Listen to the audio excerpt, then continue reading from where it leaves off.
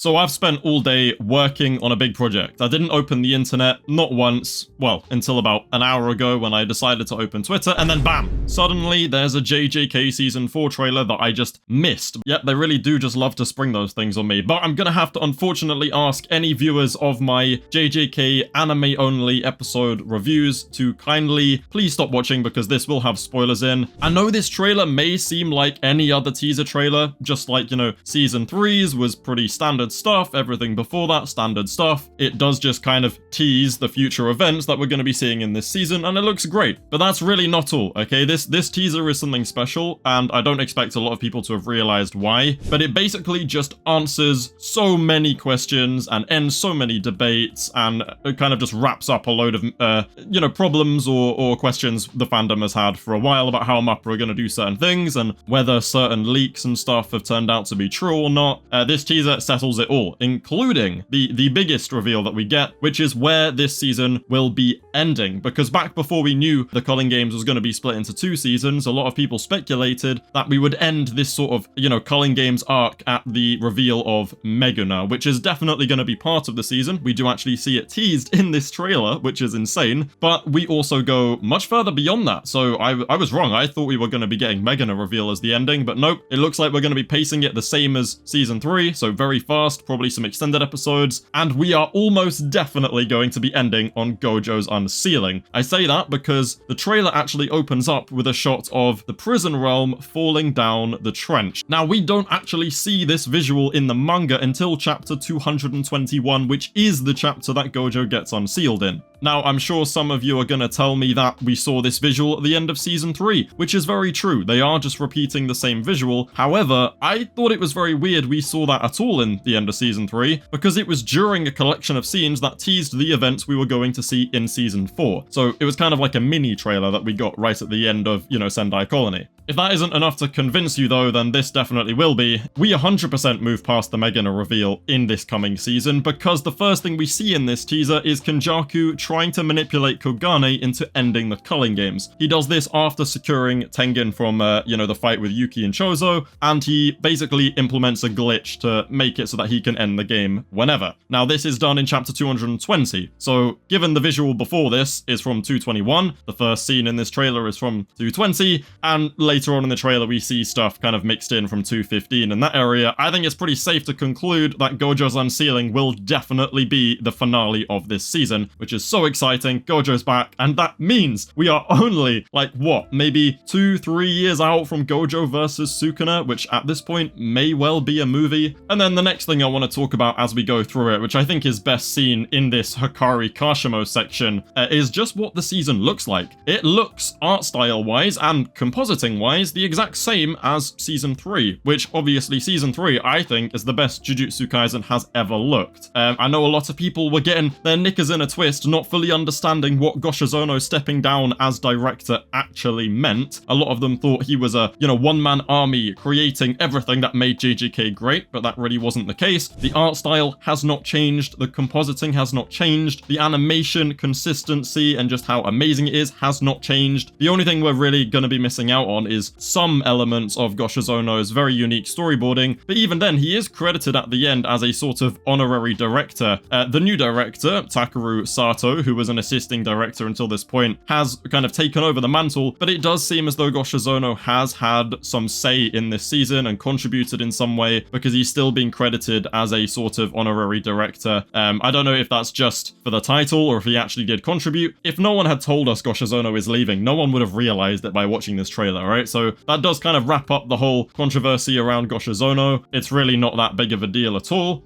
And then the next thing that we get answered, which is, I can't believe we finally have confirmation of this, is Hakari's cursed energy while in Jackpot, and we get to see scenes from the real animated Hakari versus Kashimo, where Kashimo's lightning is also confirmed now to be purple. Those are 2 things that have been speculated about since the beginning of time. Honestly, the amount of times my, you know, comment sections are filled with people fighting over what color Hakari's cursed energy is gonna be. Guess what, guys? It's still blue. I know, it's crazy. It's still blue.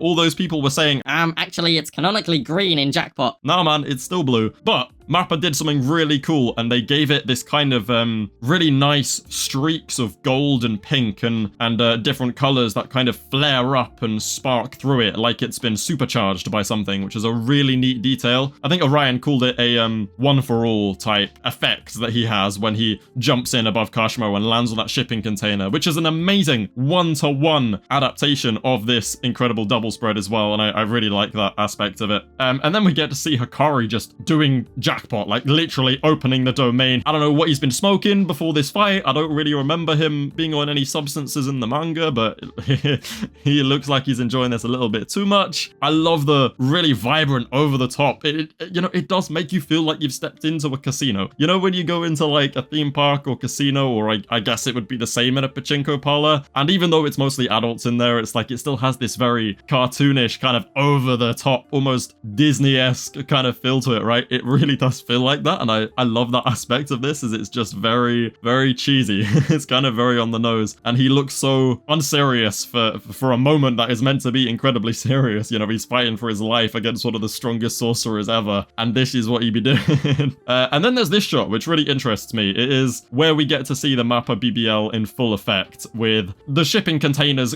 flying all over the place just from the impact of their punch clashing. Now, I think this looks very similar to certain animated moments with the Bomb Devil in the Reze arc. I also think it looks slightly Utapon-esque and something you might find in like Gachiakuta or My Hero. So I'm very curious who animated this scene, because it's not something that I feel like I often, like this style isn't something I feel like I see in JJK all that often, and it looks phenomenal, like amazing. The way that they've kept the drawings are so strong, the compositing is like the best it's ever looked. It's just so vibrant and colorful, but the motions are still very fluid. Seeing Kashimo just sort of like keel back and then charge up for moving into an attack is a nice kind of cool forwards, I guess, to the move he pulls against Sukuna in NBA. We then cut to a sort of middle section where we get a load of quick flashes of events that will take us all the way until Megana, which is of course Maki and Kamo versus Cursia. Now we don't see Cursia, we do see a close-up of this kind of eye thing, but we don't see him himself. We do actually hear Maki saying, "What am I not seeing though?" which is a nice little teaser at her awakening moment. We then cut to Yuki versus Kenjaku. She runs forward across this white floor in the, I can't remember what it's called, it's like the Sunyata barrier or something.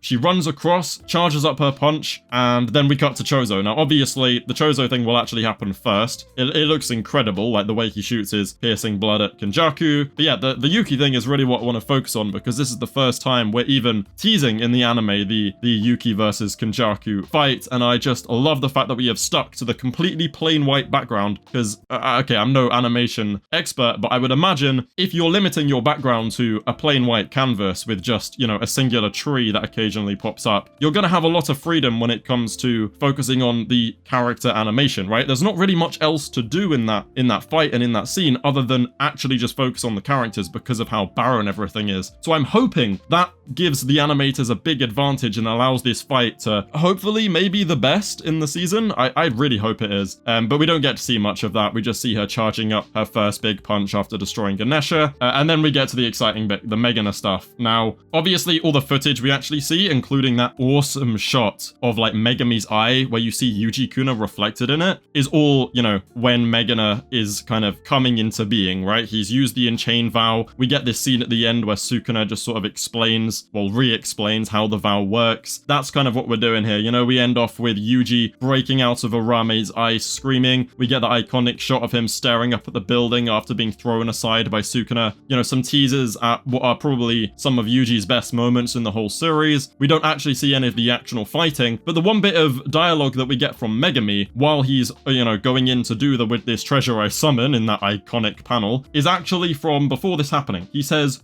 "Who are you?" Which means that the dialogue has not been taken from the Megana moment, because obviously he knows who Sukuna is. This is him asking Yorozu who she is after the plot twist right before this, where Sumaki has been revealed to not actually be Sumaki this whole time, and because she is the reincarnated sorcerer Yorozu. I really like that detail, you know, because it's showing us the Megana stuff and kind of also teasing in the background the Yorozu reveal, which I feel like is such a big plot twist that is then immediately overshadowed by the crazier plot plot twist of Megami being taken over. So I really do hope they do that moment justice and make the Yorozu thing feel as kind of unexpected as it was, because it is very in your face, you know? You could figure it out just by thinking about it. You just go, wait, she'd be a reincarnated sorcerer, not an awakened sorcerer. Like, you literally have the answer from the beginning. You knew this whole time. You just did what Megami did. You kind of tunnel visioned and forgot that she probably isn't Sumaki. Again, I think my favorite thing about season 3 by far was just that I think MAPPA finally found their footing when it comes to JJK. They had a decent schedule. The drawings were so strong. They found an art style. They stuck with it. Everything about it looked completely beautiful. A lot of people were stressing out because of the Goshizono news where it's like, oh no, we're gonna go back to like shitty poo-poo trash.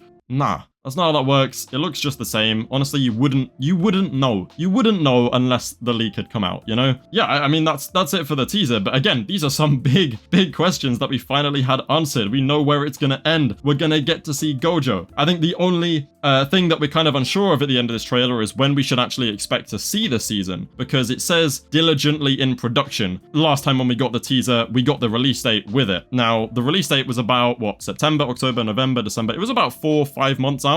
So I would expect a bit longer than that because they haven't given us a release date. But I do think they have enough of it done that we should be seeing it probably in January. It would be my guess. I think January 27 would be my guess, you know, to go the full year. And then we'll get a new teaser with the actual release date probably around September time, similar to season 3. That's my guess. The fact they have this much done means it shouldn't be too long now until we see it. If we're really lucky, we might get it at the end of this year, but I don't know. Don't get too hopeful. Just my only hope, honestly, is please do not air at the same time as Kagurabachi. First of all, my schedule can't handle 2 last-minute anime running so that I have to do weekly reviews like twice at once. That would be horrendous. But also just because let's give Kagurabachi a chance to breathe, all right? We don't need it being overshadowed by JJK hype, which does just inevitably happen. So yeah, I really hope it is January. Anyway, I'm kind of rambling at this point. Like, subscribe, and I will keep you guys updated with any new JJK stuff that comes along. This is really exciting.